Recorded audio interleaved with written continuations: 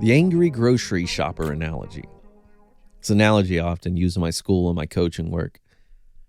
And the idea is, it's not the situation, the event, even the symptoms that really gets us. It's our interpretation, right? In other words, it's not the heaviest punch that hurts us. It's the punch we don't see coming. So what's our interpretation? Well, of course, it's married into a number of things. You know, if we have a heart palpitation, oh my God, does that mean I'm having severe cardiovascular problems? Well, I have a heart attack. Where, you know, and your mind goes a million miles an hour, and it goes years down the road of what this is going to lead to. You know, it catastrophizes.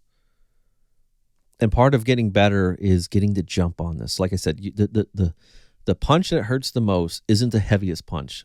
It's the one that you don't see coming. You see this all the time in boxing. It's some little rabbit punch, a little jab that slipped through, and they didn't see it. They weren't able to brace for it. And that's the one that puts them on the canvas. So take the angry grocery shopper analogy, right? So in this analogy, let's pretend that you're shopping and someone comes and hits your cart. And then they say something nasty to you. And you're totally in the right. You didn't do anything wrong. And you go, what the? This damn person. And you yell back at them. You react back in some way, whether it's in anger or apologetic or fear, or you retreat, but you have a response. Immediately, this person, boom, hits your cart, says something nasty to you, you respond. Now, we do this every day, and every day is the same reaction to you. And then one day, somebody comes up to you and says, hey, I've been watching you for a week, and I got to tell you something. You know, every time you're in the store, somebody comes up and hits your cart. You go, yeah, I know. What the hell? And I say, well, here's the thing. We've been kind of playing a joke on you. We've been telling that person to do that, or these different people. You know, we've been telling them to do that. We just want to see your reaction. And you go, oh, really? Well, that's cruel. What the hell? Okay. 10 minutes later, you're grocery shopping. Now you know this. Someone comes up, hits your cart. What do? Suddenly this time, you start to have that reaction of going, oh, what the? You know, you're ready to get angry. And then you, wait a minute. They told me, I know what this is. And you react differently. You might give them a smirk. You might shake your head. You might laugh. But you don't engage it. Right? Why? Because you already know it's set up. It's not real. Why would you still have the same reaction to this person doing it, knowing it's not real? They're not really, but you could. I mean, they really did hit your cart. They really did say something mean to you. But just knowing that in essence, it's not real is enough for you to make a difference in your reaction. For you to have a response, not a reaction, in fact. Right? Reactions are reflexes, or sort of like they're knee-jerk. Right? They just happen. Boom. They're automatic. But to have a response is to choose your reaction, to choose how you want to handle that, to process it cognitively, emotionally. Now, this is what I'm telling you guys. The symptoms, along with the narration of whatever your brain's telling you about those symptoms, has so much to do with this thing getting the jump on you. It has so much to do with you just not realizing in the moment the nature that this is spam, Mel, from your limbic system. It's just cortisol and adrenaline and benzo withdrawal throwing up wacky little signals in your brain, trying to scare the hell out of you, essentially. Right? Well, take this other analogy. It's a similar one. When I was a kid, we'd watch scary movies, and we had this long hallway in this one place we lived. And I'd have to go to the bathroom so bad. I did not want to go down the hallway because I always knew my mom or my brother was going to jump out and try to scare me, probably. Right? It would happen all the time. And I was like, God, I don't want to go to the bathroom. And I would go to the bathroom. Don't jump out and mess with me. And they go, we're not going to mess with you, Dave. And you go to the bathroom and you come down this long, dark hallway and you're just like creeping, you know. And then suddenly, my brother would jump out with a blanket over his head or something and, it'd scare me. And but let me tell you, it got easier because I knew he was going to do it. It was much more fearful, much more scary when I didn't know. When I just, those first times that he kept duping me, and he would jump out and scare the hell out of me. That was still scary. I knew the fear. I knew the jump scare was coming somewhere. I didn't know where. Was he going to be in the closet? Was he going to be right out the bathroom door? Was he going to be at the end of the hallway? He was always changing his little spots where he'd jump out and scare me. But I knew it was going to happen. And so, boom, he'd jump out. Sure, he got me for a second, and then it was over. I didn't have the reaction I had when I didn't know he was going to do it. And so that's what I'm trying to tell you guys. And treating the symptoms of rumination, of health anxiety, the fear signal, the chemical fear that we get hit with, a big piece of it is, again, conditioning yourself to know what it is, to, in a sense, I don't want to say welcome it, but in a sense, welcome it, accept it, anticipate it, right? Anticipate it. And you'll see you don't have to get knocked on the ground. You can get up from it. You can anticipate it, and you can remove the power that this thing has. And you have to do this systematically, guys. I mean, over and over and over again. You retrain your brain.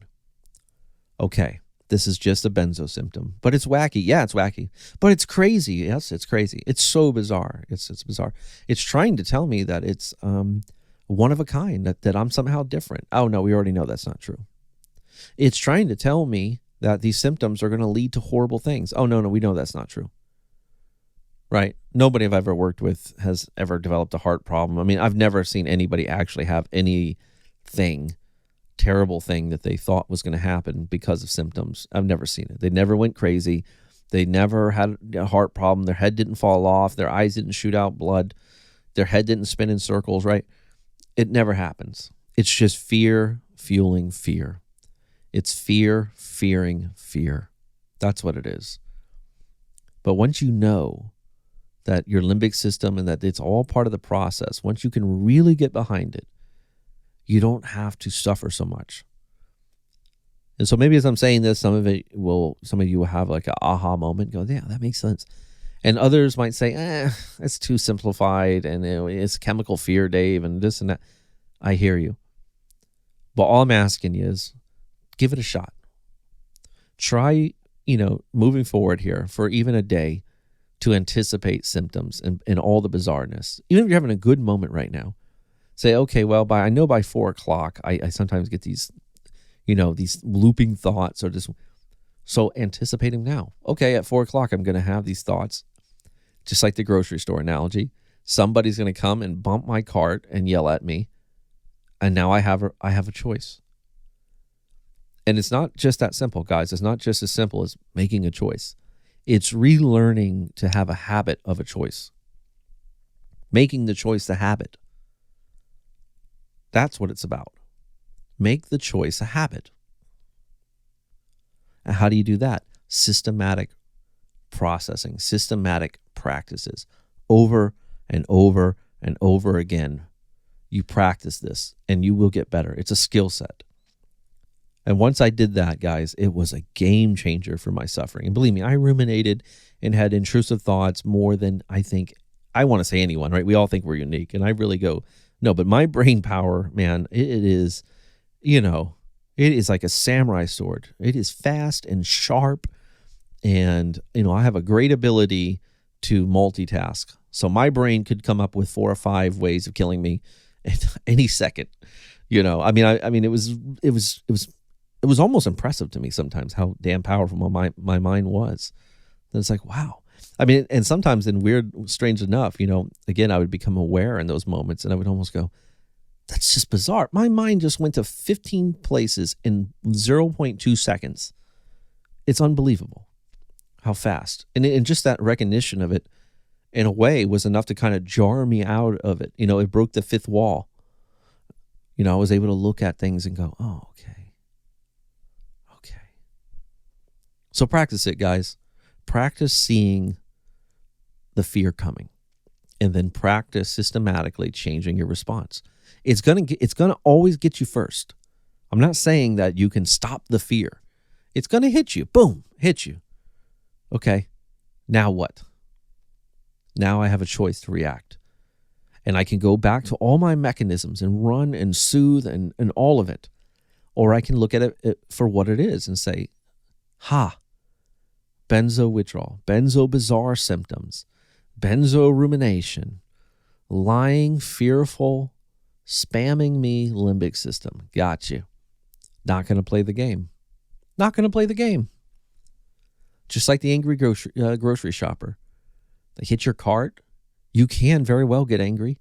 You can argue with them. You can totally go into, and if you want it, if you're addicted to that response, there's a gravity telling you to go there, even if you know it's fake.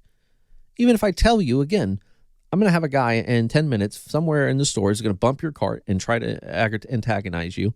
It's a setup. Okay, 10 minutes later it happens. You give in to it. I want to be angry. I want to yell at this guy, right? I want to be afraid.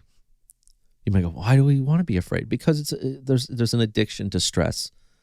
It's a very deep process, but trust me, we become addicted to this stuff. We hate it, but we're addicted to it. So we have to forge a new way. So I hope that's helpful, guys. The angry grocery shopper analogy, I use it a lot. I also use different analogies like the bus, the limbic bus. It's another analogy. I think I have a video on that one too. Anyway, let me know what you guys think. You know, I'd love to have more of a dialogue with some of you in the comments. So let me know what you think. And till next time, my friends, keep your head up. This is a process. You are healing. And when you're on the other side, tell them I told you so. Hey everyone, I'm Coach Powers, and I'm excited to announce the launch of my new online Benzo Recovery School. The school launched with Module 1, and will have a total of 4 modules, each module with a dozen or more video lessons. Here are some contents in Module 1. This creates the basis for my recovery program. If you know anything about my approach to benzo recovery, you know I'm a bit different than other benzo coaches in that I do not subscribe to the lay and pray model of recovery. Instead, I believe benzo injury is a kind of neurological injury that requires neurological rehabilitation. This neurological rehabilitation encompasses learning how to access our good chemistry while also reducing the so-called bad chemistry, cortisol and adrenaline, and also learning how to lull down our hypervigilant limbic system. This includes learning techniques in CBT, DBT, mindfulness therapy, and neuroplasticity building. Now, I've studied clinical psychology for the last 15 years of my life, and my benzo recovery program encompasses the same things that I use to make my own recovery after a 10-year, 40 milligram Valium dependence. My recovery program observes 4 stages of recovery with 3 tiers of development. In fact, my stages are all focused on development. This makes them different than the 3 obvious stages of recovery, which include the pre-taper, the taper, and post-taper. Instead, my stages serve as a kind of developmental roadmap, with each stage serving as a bridge to the following stage. These 4 stages include Stage 1, restoring hope, Stage 2, the new beginning, Stage 3, the montage, and Stage 4, coming home. Perhaps most importantly, each stage has 3 key learning goals and also 3 key roadblocks. These stages revealed themselves to me after years of working with literally thousands of people from all around the world. After enough experience, you begin to see patterns and trends, and you see where people triumph and what roadblocks can prevent them from moving forward. Now remember, just because you may have come off your benzo doesn't mean you automatically reach Stage 4, the final stage. Again, these are developmental stages, which is why someone can come off of their benzo and still be stuck in their recovery. In fact, it's entirely possible to come off of your benzo and be stuck in Stage 1. Here are some other features the online Benzo Recovery School offers. Aside from being a school, it's also a positive focused support group. And believe me when I tell you, my students are a different breed of benzo warriors. They are wise, they are driven, and they understand the mission.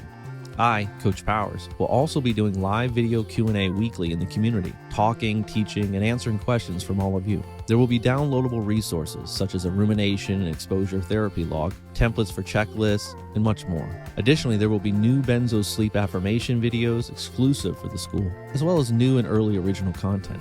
There will be a regular benzo blog, Benzo-related news, and even a private early screening for my Benzo recovery feature film, Lake of Fire. All of this and only for a special introductory rate of $30 monthly while time lasts. So come join the positive community and let's work together on facilitating our recovery. See you there.